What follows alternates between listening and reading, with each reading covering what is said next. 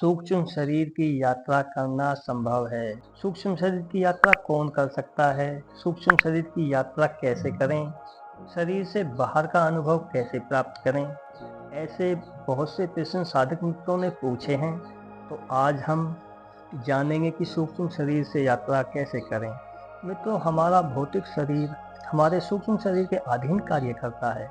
हमारा सूक्ष्म शरीर ही हमारे भौतिक शरीर को किसी भी कार्य को करने के लिए निर्देशित करता है, फिर चाहे वह कार्य हम जानकर करें या अनजाने में करें।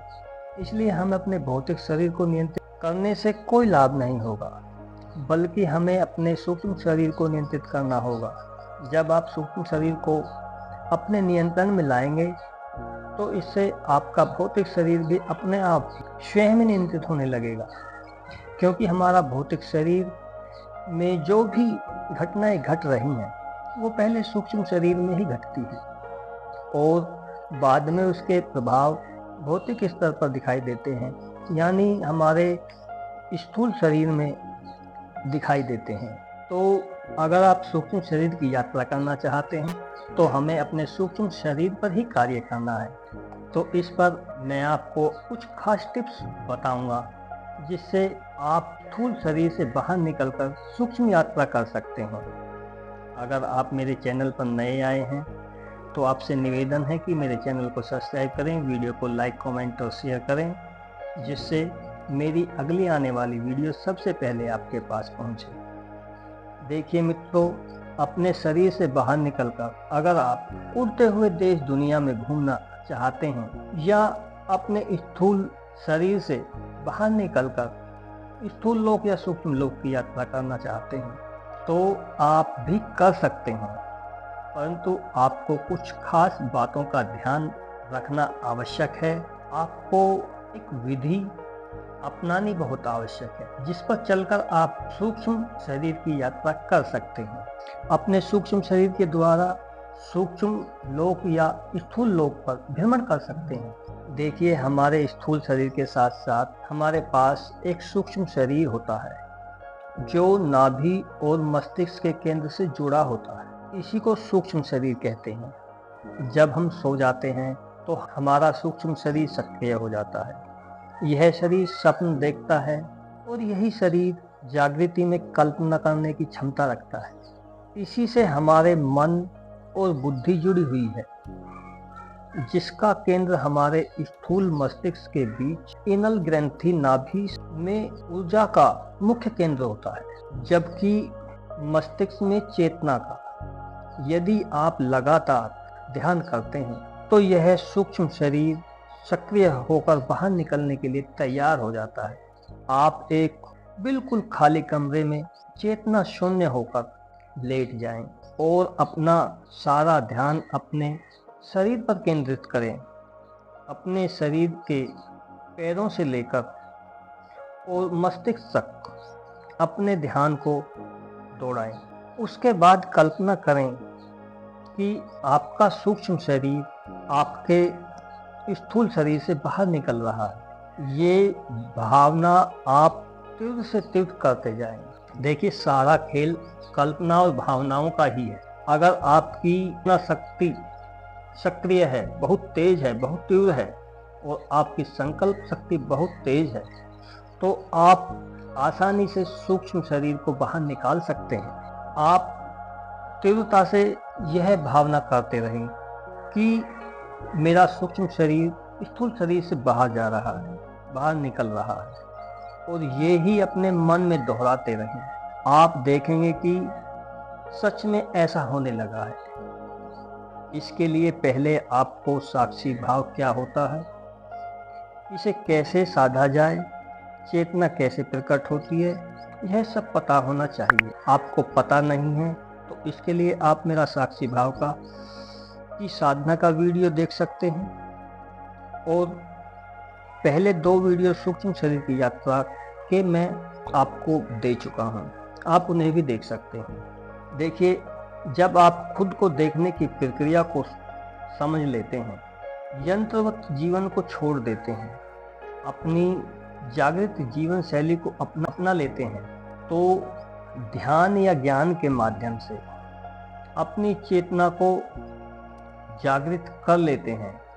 अगर आपने अपनी चेतना जागृत नहीं की है तो अपनी चेतना को जगाएं। यानी कि यदि आप साक्षी भाव में रहने लगे हैं तब आप नींद में भी और सपने में भी साक्षी होने लगेंगे। इसके बाद आप अपनी नींद पर प्रयोग कर सकते हैं। सोना महत्वपूर्ण है, लेकिन सोते हुए नींद में ही जागकर सपन देखना सबसे महत्वपूर्ण है। जब ऐसा होने लगे तो फिर सपन पर आपका अधिकार होने लगता है। लगातार ध्यान जारी रखने से आपको सपन तो नहीं आएंगे, लेकिन आप नींद के अंदर भी जागे हुए रहेंगे। मनुष्य जब जागा हुआ मनुष्य बन जाता है, जब व्यक्ति नींद में भी जाग जाता है, तो वो अपने चल रहे विचारों को, अपने चल रहे सपनों को साक्षी भाव से देख पाता है और उसे ये भी मालूम होता है कि उसका शरीर गहरी नींद में सो रहा है। ऐसे व्यक्ति की स्थूल आंखें तो बंद रहती हैं, पर सूक्ष्म इंद्रियां जागृत हो जाती हैं। सूक्ष्म शरीर की आंख खुली रहती है, जिससे वह सब कुछ देख सकता है, सुन सकता है और महसूस कर सकता है। नींद और जागरण में संतुलन बनाए रहना ऐसे साधक के लिए आवश्यक है। इसलिए जब आप सूक्ष्म शरीर से बाहर निकलने की साधना करें तो सबसे पहले आपको हल्का भोजन लेना है और व्यायाम करना है। जब आप अपनी नींद और सपन पर अधिकार कर लेते हैं तब आपको अपने सूक्ष्म शरीर के होने का एहसास होने लगता है। तब आप धीरे धीरे शरीर से बाहर निकलने का प्रयास करें। जब आप शाम को सोने के लिए जाते हैं तो इस विधि का प्रयोग आपको तभी करना है। आप एक अपने लिए ऐसा कमरा चुनें जिसमें बाहरी शोर प्रवेश न कर पाए और अपने बेड पर सीधे लेट जाएं। लेटने के बाद आपको अपने शरीर को देखना है, अपने शरीर के हर हिस्से को महसूस करना है, अनुभव करना है। और जैसे ही आप अपने शरीर को अनुभव करते हैं तो आपको उसमें अपनी कल्पनाओं का प्रयोग करना है। आपको कल्पना करनी है कि मैं अलग से अपने शरीर को देख रहा हूँ, शरीर के हर हिस्से को अलग से महसूस कर रहा हूँ। और आपकी कल्पना इतनी तीव्र होनी चाहिए, इतनी तेज होनी चाहिए, इतनी दृढ़ होनी चाहिए कि आपके अंदर कोई भ्रम ना रह जाए। और उसके साथ ही आपको एक संकल्प लेना है कि मैं इस शरीर से बाहर निकलकर अपने स्थूल शरीर को देख रहा हूँ, अपने सूक्ष्म शरीर से बाहर के दृश्यों को, मकान के, अपने कमरे के खालीपन को देख रहा हूँ, अपने कमरे में उस अंधकार या प्रकाश को देख रहा हूँ। अपने कमरे की हर एक कोने को अनुभव करें और यह आपको कम से कम 5 मिनट दोहराना है और यह प्रतिदिन करना है। जैसे ही आप इस संकल्प के साथ कि मैं शरीर से बाहर हूँ और बाहर से अपने शरीर को देख रहा हूँ, कमरे के हर उस छोटे से छोटी वस्तु का अनुभव कर रहा हूँ, देख पा रहा हूँ, तो इस तरह की कल्पना करने से, इस तरह का संकल्प करने से कि मैं शरीर से बाहर हूँ और बाहर से अपने स्थूल शरीर को देख रहा हूँ, इससे आपके अवचेतन मन में संकेत पहुँचता है, आपके सूक्ष्म शरीर को सिग्नल मिलता है कि मैं शरीर से, स्थूल शरीर से संपर्क, मैं अपने स्थूल शरीर से बाहर हूँ, मैं अपने स्थूल शरीर को बाहर से देख रहा हूँ। और जैसे ही आपका अवचेतन मन, आपका सूक्ष्म शरीर इस संकल्प को एक्सेप्ट करता है तो आप अपने स्थूल शरीर से बाहर निकलने में सफल हो जाते हैं। यह विधि इतनी आसान है कि इसे हर कोई कर सकता है। मगर आपको अपने संकल्प को बार बार दोहराना है। ऐसा नहीं है कि आप आज संकल्प करते हैं, आज विधि करते हैं और आज ही आपको परिणाम मिल जाए।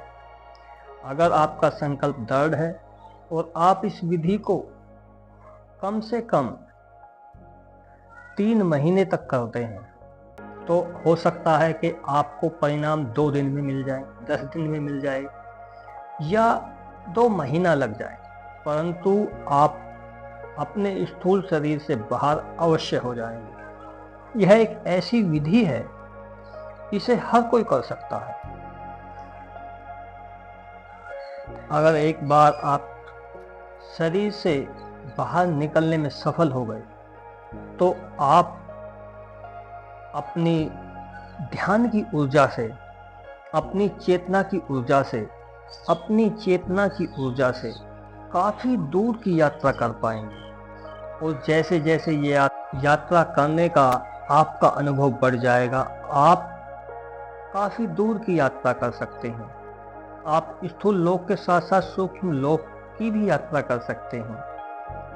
देखिए, चेतावनी, ऐसे प्रयोग कभी भी अंधेरे कमरे में नहीं करना चाहिए। यदि आप अपने सूक्ष्म शरीर से बाहर निकलने में सक्षम हो गए हैं तो अब आपको अपने स्थूल शरीर की रक्षा के लिए, उसकी देखभाल के लिए उसका प्रबंध करना चाहिए, क्योंकि स्थूल शरीर इस अवस्था में गहरी नींद में होता है।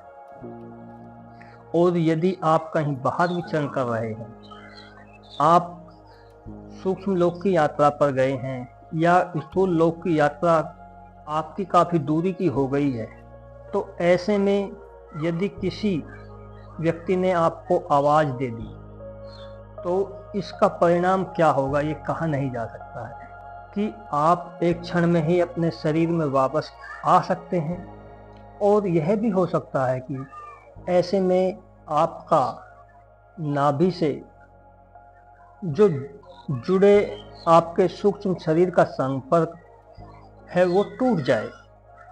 संपर्क टूटने का अर्थ है कि मृत्यु। इसलिए ऐसे साहसी काम करने से पहले आपको किसी योग्य गुरु की शरण में जाना चाहिए। यदि आप अपने स्थूल शरीर से बाहर निकलना सीख गए हैं तो आप अपने शरीर को सोने दें और आप सूक्ष्म यात्रा करने का मजा उठाएं।